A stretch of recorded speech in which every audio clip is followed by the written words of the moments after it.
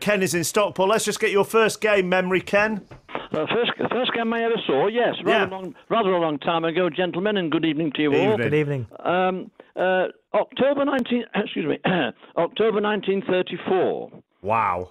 October 1934, it was at Main Road, Manchester City versus Derby County, and sadly for me, as a 10-year-old, City lost 1-0. But go on. And were you like an earlier caller who went to watch Manchester United Yeovil in 1948? When you went as a 10-year-old, were you passed down from the back of a massive steep stand to the front? No, had I been in the crowd, I was at that match that he referred to, by the way, which was 14 years later in 1948, which was at Main Road, of course, because Old Trafford hadn't been rebuilt after the Blitz then, and United were still playing at City's ground. There were 80,000 to see United play Yeovil. I've gone off my subject a bit now, no. but it was interesting to hear that gentleman say he didn't remember much about it.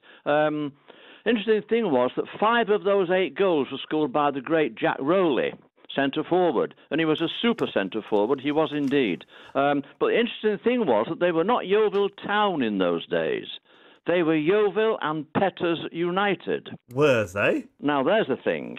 But my first game, the one against Derby in 1934, I remember.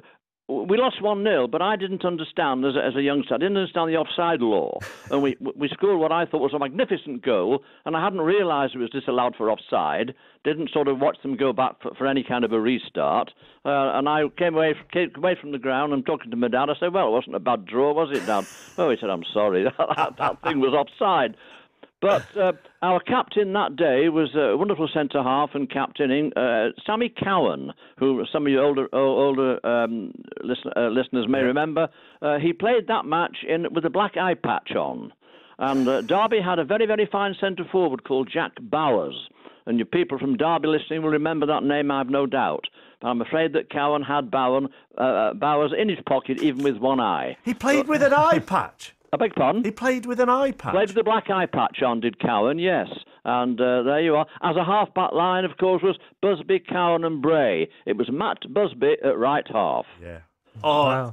Do you know what, Ken? Thank you so much for calling us this evening. My great pleasure. Do you still go to City? I've not been the last couple of years for one or two different reasons, but great players over the years. And before I won't give you 10 more seconds. Yeah. I had a word with Joe Mercer a couple of years before the great man died, and he asked me on this long career watching City, who was the greatest City I'd ever seen in City colours, and I had to say Peter Doherty, who played before the war. After the war, he went to Derby County. Strangely, but strange coincidence. And Joe said, he put his drink down and he said, "Do you know?"